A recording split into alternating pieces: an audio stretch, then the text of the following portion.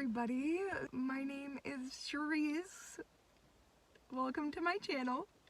I live out of my 4Runner, and in this video I am going to talk about why I moved into my car 4 years ago, what I have learned from this whole entire experience, as well as what my future plans are. So to start off, I'm gonna tell you guys a little bit about my childhood. So I was actually born and raised in Japan. My parents were Pentecostal Christian missionaries, and I lived in Japan until I was almost 8. Then we moved to America. Both of my parents are white Americans from America, just in case you're wondering, because I get that question a lot if my parents are Asian, and I'm like, no. Do I look Asian? When we moved to America, I grew up traveling all over America. I have been to most of the states in America, and I had visited most of the states by the time I was about 13 or 14 years old. So to be honest, now as an adult, I have not done that much extensive traveling, but I did a lot of traveling as a little girl with my family. There was a period of time that we lived in an RV, we lived out of a trailer, we've been camping, we've lived in churches, in hotels, in lots of different living situations, basically. So yeah, I grew up traveling all over Japan, all over America, so I feel like that travel bug has just been a part of my nature since I was a little girl. When I was in my teen years, I dreamt of getting a van and traveling, you know, that van life shit, like this beautiful little fantasy I created. And then when I was in my 20s, my best friend at the time brought me to Humboldt. I think it was actually for my 21st birthday. She brought me to Humboldt, and I was just in fucking awe. I was just like, wow, I love this place. This is where I want to fucking move. And I had been through Humboldt as a child, but I didn't really remember any of it. To be honest, I do not remember most of my childhood. I found out when I was like 21, 22 that apparently that is a sign of trauma. Now to when I actually moved into my car. This was January 2020. I was working full-time. My parents were going through a divorce at this time, and I was living in their house. At this point, my dad had moved to Placerville area. I am from Sacramento, California, and so I was just living in this house while it was being sold, living in there alone. I just slept on the ground with my blankets and a sleeping bag while working a full-time job. At this time, I was extremely depressed. I was planning on moving into my Volvo station wagon once the house sold because I refused to pay rent. So the house sold, I moved into my Volvo, and I lived out of my Volvo working a full-time job in Sacramento for 2 months. Like I said, I was extremely depressed and anxious all the time. I was actually going through a very intense heartbreak.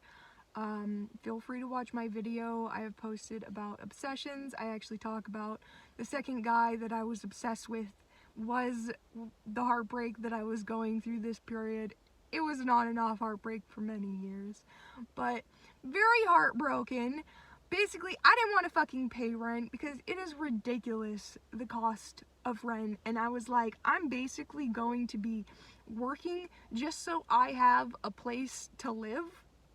I'm going to have to get a second job if I want to even do anything. I'm not going to be able to spend any time with my dog.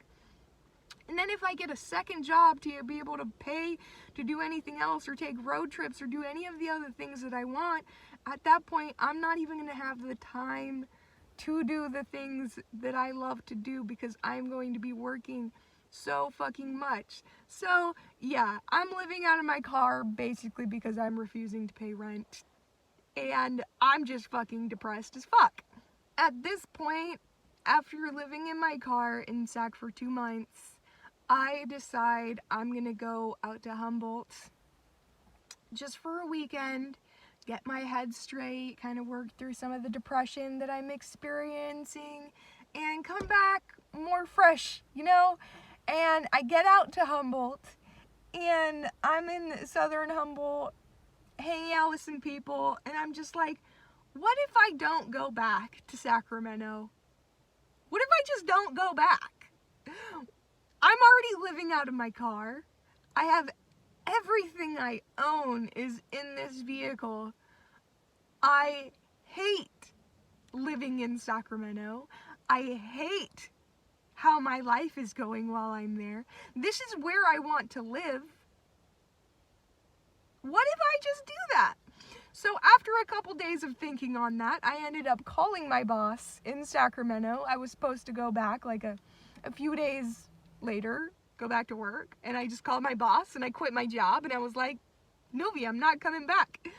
She knew that this was my dream. She knew that it was my dream to get a van and to move to Humboldt. So she wasn't really super surprised. She also knew that I was really depressed. Honestly, one of the most amazing bosses I ever had. I have so much love for you, Nuvia, if you are watching this. I know that she loved me so fucking much, and just an amazing lady. But yeah, basically quit my job and just stayed in Humboldt. So I lived out in Humboldt for about 6 months before I went back to Sacramento area. I had been through some pretty fucking traumatizing experiences in Humboldt. If you know of Humboldt, you know that it used to have a very bad reputation. It is like one of the main places that people go missing in, like, all the time. I was on some really sketchy farms where there was some really fucked up things going on that my intuition was just like, no. Within the first 2 weeks of me living in Humboldt, I was drugged, already fucking traumatized. I'd been drugged multiple times in my life, but not like this, and that was just very sketchy situation. That was just the first of many sketchy situations that I was in Humboldt.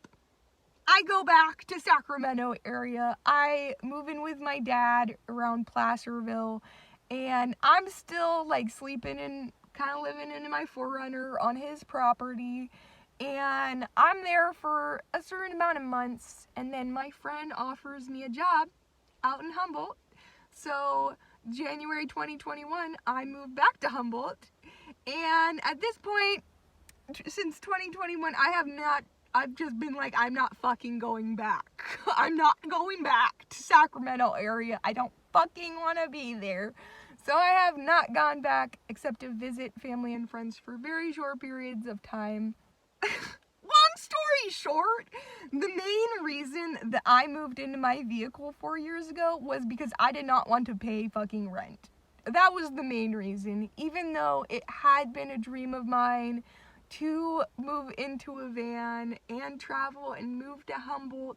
The main reason was because I didn't want to pay rent. So it was kind of like something like that ended up pushing me into my dream, which was a really beautiful, it was very intense, and it was a very difficult choice to make. And I dealt with a lot of very severe anxiety and paranoia the beginning years of me living out of my vehicle. Now, honestly, I feel very safe. I have kind of entered into this state of badassery where I'm like, nobody's going to fuck with me. I feel like I have built my confidence up so massively over the years from living out of my vehicle. So this is one of the things that I learned from living out of my vehicle. It has built my confidence in a way that I never even thought possible. So now I'm going to enter one of the reasons of why I live out of my vehicle, which is mental health, okay? I have suffered, dearly suffered, from severe and debilitating depression and anxiety since I was a little girl. I have been through a lot in my life, and honestly, I used to work insane hours.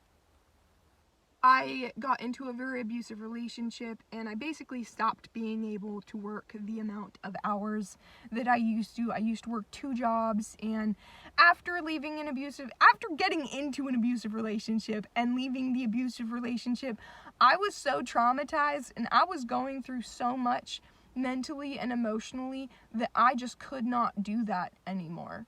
I became an alcoholic.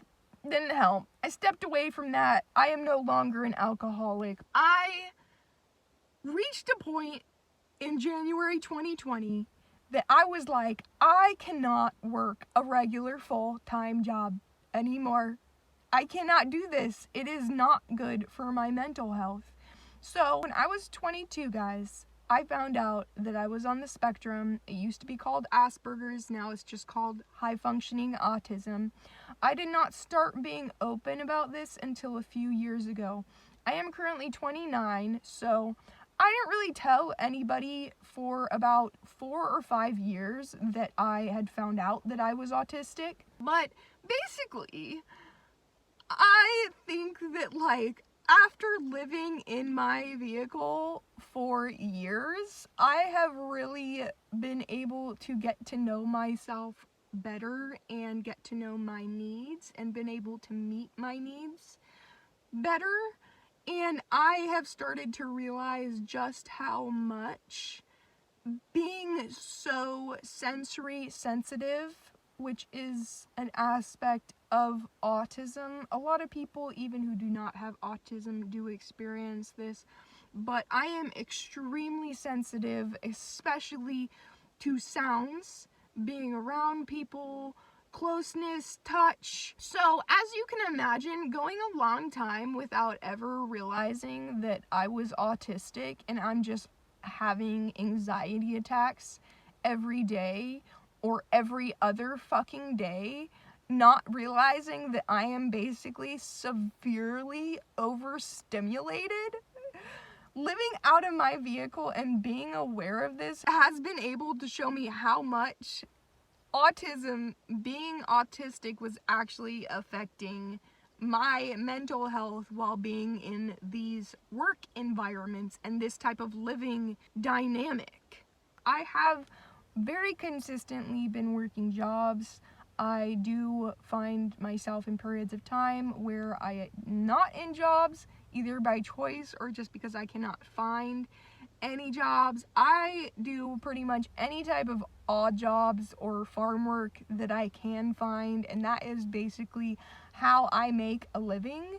But living in my vehicle and being able to basically be my own boss in a way, or at least make my own schedule and work around my needs, has shown me how to be more mentally and emotionally stable, how to deal with my sensory sensitivity, which is something that I had never dealt with before. And even after I found out that I was autistic, it was something that I had kind of just ignored, and I didn't tell people about it because I feel like when I found out that I was autistic, everything made sense to me. Everything, just so many things that I had experienced in my life, like all the dots just connected and it all just made sense. And I was like, wow, I get it. I make sense to myself now a little bit better. But I didn't really want to tell people about that because I didn't think that people would believe me. Since I have opened up about it over the past few years, there are some people that I have told that have not believed me. And I just kind of am like, you know what, whatever.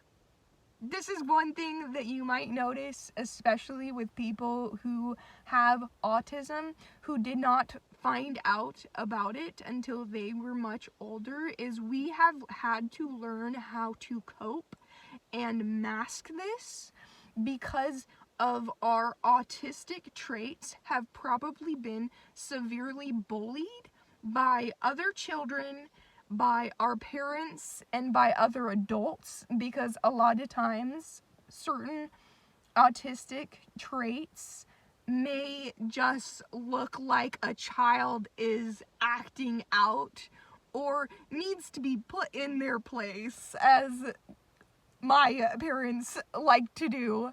But you know what? This is why it's very good to be very sensitive to children and other people that you do not know, and understand that the ways that they are acting might be highly misunderstood. For instance, I was in the hospital, in the ER, for some poison oak that was just overwhelming me. This is the first time I've gone to the hospital to get help for poison oak, because I think honestly I was just severely overstimulated and I could not function. It was all over my face, all over my eyes, and I was having severe panic attacks from the overstimulation of the poison oak. And I'm in the hospital. I forgot my headphones with me, so I'm having a full-fledged overstimulation mental breakdown, and I have to go outside, and I'm sitting there rocking and sobbing, and I probably look like a fucking mental patient. I probably look like I'm fucking insane or on drugs or some shit. No, I am severely overstimulated, and I am using all of my coping mechanisms, which is, at this point, rocking and covering my ears and sobbing to deal with it. So guys, please be sensitive to other people that you don't understand why they are being the way that they are, okay? Just be sensitive. So now that I've had this little mental health autism rant, I just want to say that I have lived so much more and enjoyed my life so much more since I have moved into my vehicle. Like I said, it has created so much confidence in myself. I now look at myself, I'm like, I'm a motherfucking badass. I carry this fucking energy with me. Why I do not experience as much paranoia and anxiety or fear as I used to in the beginning years is because, first of all, now I have gained a massive amount of experience from doing this. Also, I have built my confidence to a degree that I am carrying around this energy that portrays that I am not somebody that you want to fuck with. I am also covered in tattoos, and I feel like some people look at people covered in tattoos and immediately are like, oh, you're sketchy as fuck. And I'm like, I'm actually one of the least sketchy people you could ever meet. But you know what? Prejudice still be out there, and I like fucking shifting people's mentality on that, and that is a big reason that I do look the way that I look, other than the fact that I just fucking like it. I also think that, like, being able to enjoy your life more and not being on that whole, like, addicted to work, like, 9 to 5 shit, which, you know, for some people, that is a beautiful path. For some people actually enjoy that lifestyle. There are some people who thrive in working a lot.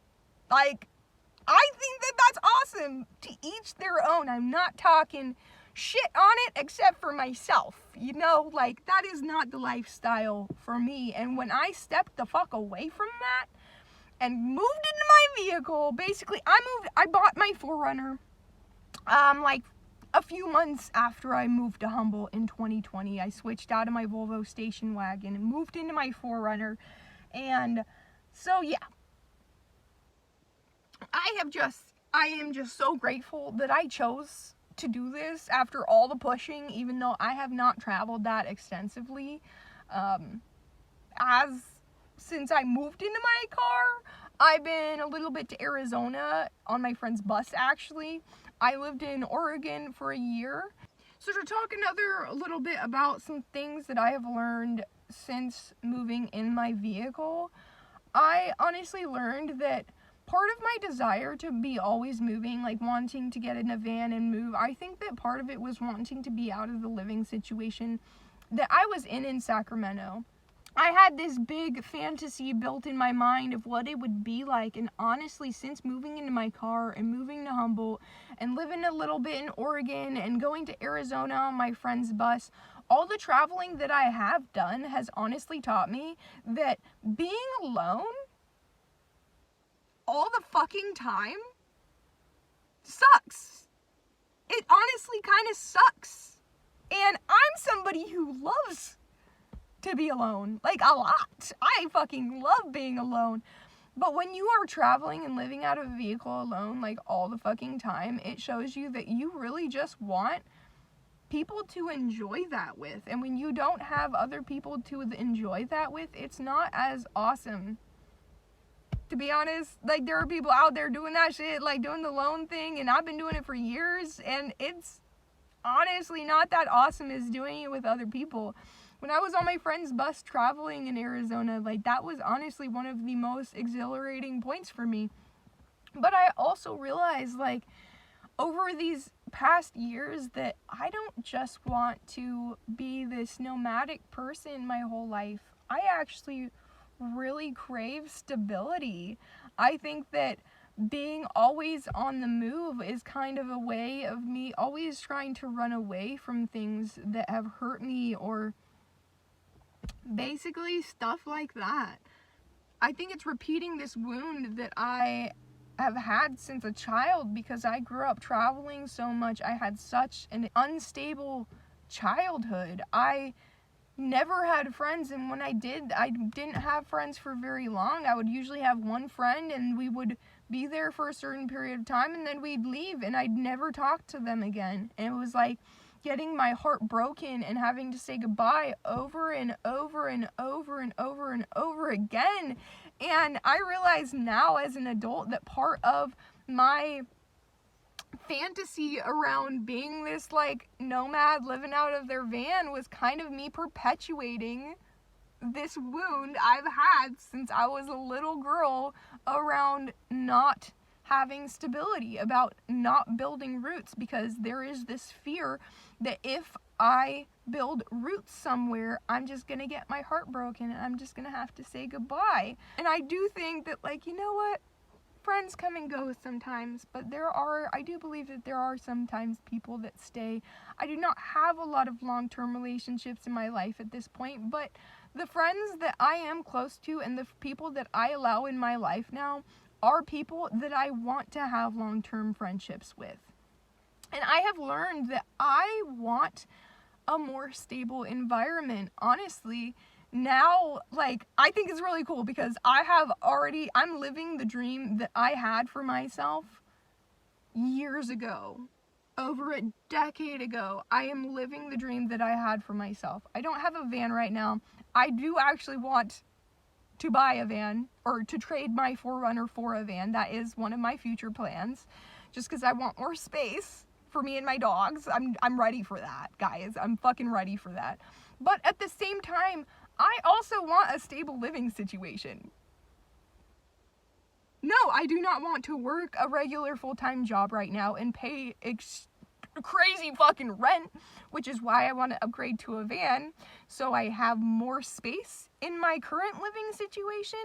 But I do want to build my businesses. I want to build my YouTube channel. I want to create more businesses, figure out what I can sell, what can I do to make money myself, so I don't have to go back to that style of living that obviously is so not for me, while keeping in mind that I want more stability. I have been spending these years creating mental and emotional stability, and now I'm at a point in my life where I am like, I deserve physical stability. I deserve physical stability. I deserve financial stability. So that is what I am building on right now in my life, as well as continuing to build on my mental and emotional stability. I am keeping it in mind that at some point I would like to live in a house. Again, honestly, living in that little portal house was so amazing to me. I was just like, wow, you can just relax. Like, you don't use so much money and gas, and I feel safe, and it felt really nice to unload and unpack all my stuff and have a fridge and have to cook for myself and to like clean my space and to have all that space. It felt amazing, and it reminded myself that is a dream of mine. And so now I am incorporating multiple dreams into each other. I still want to travel, guys. I still want to travel. I still want my van. I still want my van and to travel in my van. But I also want a stable living environment outside of that. At this point, I'm like, let's dream bigger. Let's dream bigger, guys. Let's dream bigger, Cherisse. What if you can have your van and travel, but you can also have a stable living environment too? A place to put down roots and just curl up and be like, this is my home. A place that I can go back to and have that stable environment. So that is like my future plan, guys. Trade my 4Runner for a van, and somewhere down the line when I am financially stable, or I am just gifted with an opportunity for a more stable living situation, building my business, I want to have it all, basically. I want to have it all. I want to have my van to travel in. I want to have my little fairy house.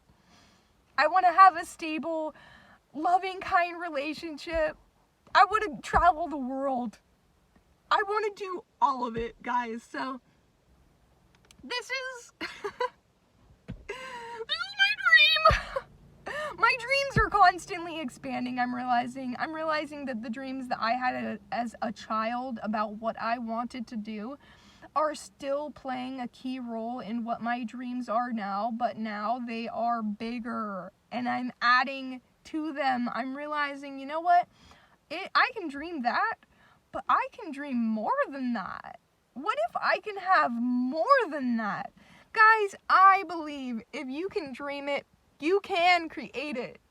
I don't know how long this is going to take. Let's just be real. Girl is like building on her financial stability little by little. I think not being an alcoholic fucking helps. I've also almost quit smoking tobacco products, but I don't. I spend almost no money on tobacco products, and I go long periods of time without smoking them. So I am so frugal with my money. I am so fucking good with my money now. This is another thing that living out of my vehicle has taught me, and being so financially unstable where I'm hopping from whatever job opportunity I can get. I'm going months sometime without getting paid. It has taught me how to be good with my money, how to be more financially stable.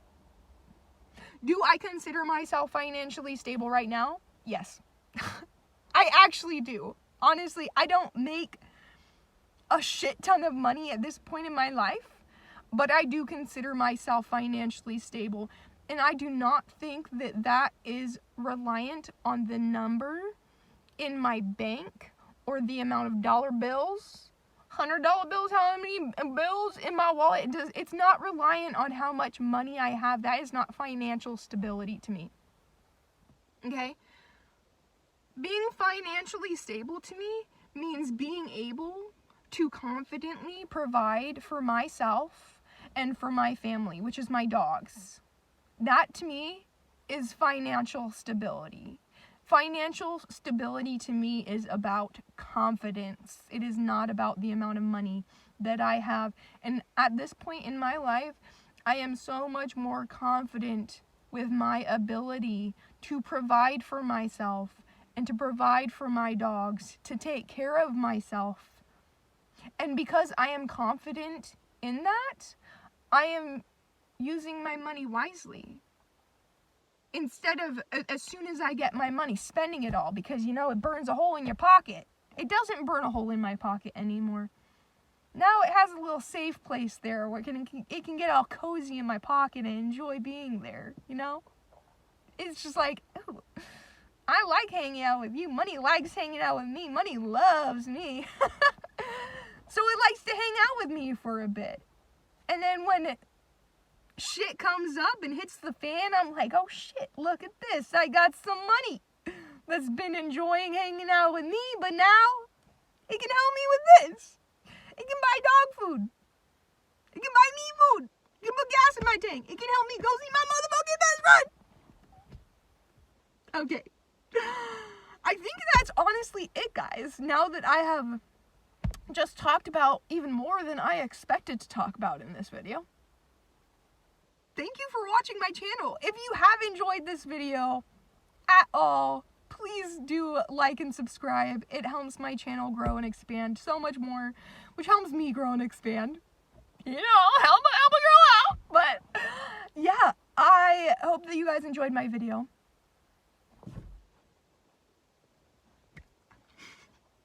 I hope you enjoyed it, and I hope that you have an absolutely amazing day.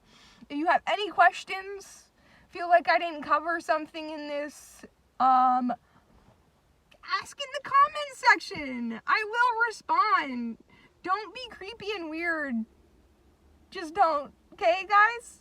I have gone to a point where I have started blocking people for being really... Just don't. I'm not a sex worker, okay? Don't treat me like that.